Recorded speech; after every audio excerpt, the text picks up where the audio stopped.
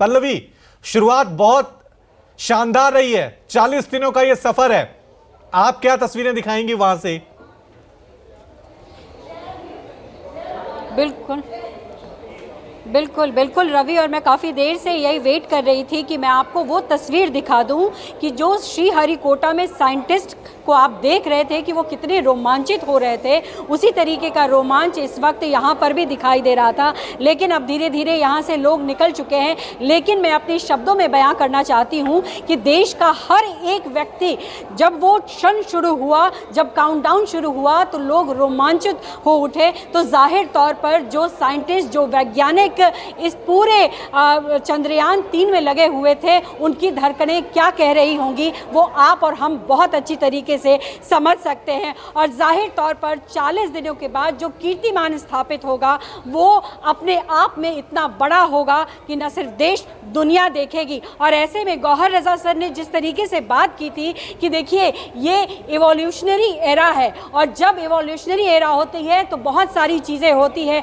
और ऐसे में स्पेस वॉर जैसी बातें भी होती है। ऐसे में भारत कभी भी इसके पक्ष में नहीं है, लेकिन अपने आप को सक्षम, सुदृढ़, धरती से लेकर के आसमान तक कैसे किया जाता है, वो एक एग्जाम्पल भारत अपने वैज्ञानिकों के जरिए दिखा रहा है। और ये बहुत बड़ा कीर्तिमान जो है वो स्थापित होगा, और इसका पहला चरण बहुत सफलतापूर्वक जिस तरीके से दिखाई पड़ा है, हमें यही उम्मीद है कि 40 दिन बाद हमें वो खुशियां मिले जिसकी वैज्ञानिक और पूरा देश इंतजार कर रहा है। ठीक है पल्लवी, साफ तौर से ना सिर्फ वैज्ञानिक बल्कि हर भारतवासी, दुनिया की निगाहें भी रजा साहब इस पे टिकी हुई थी। लेकिन जैसा हम पहले भी जिक्र कर चुके हैं कि बहुत कम मौके होते हैं। हम खुद टीवी में, हम एज ए जर्नलिस्ट हैं, एज ए कहेंगे टीवी एंकर के तौर पे रोज पॉलिटिक्स की खबरें पढ़ते हैं, रोज हम बॉलीवुड की खबरें पढ़ते हैं। बहुत कम मौके आते हैं जब हम अपने वैज्ञानिकों का जिक्र करते हैं, जब हम अपने विज्ञान की उपलब्धियों का जिक्र करते हैं, वो वैज्ञानिक जो हमारी जिंदगी को बदलते हैं। तो ये आज बड़ी उपलब्धि वैज्ञानिकों के लिए, अंतरिक्ष क्षेत्र के लिहाज से।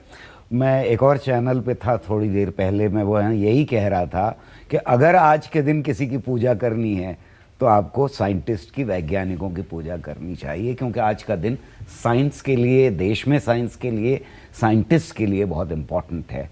और ये बात समझना बहुत इम्पॉर्टेंट है कि और देश, यानी पाकिस्तान हो, बांग्लादेश हो या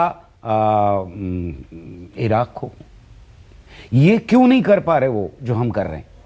उसकी वजह ये है कि हमने अपने देश के अंदर अमन, चैन, भाईचारा, इसके साथ साइंटिफिक टेम्पर डेवलप किया है।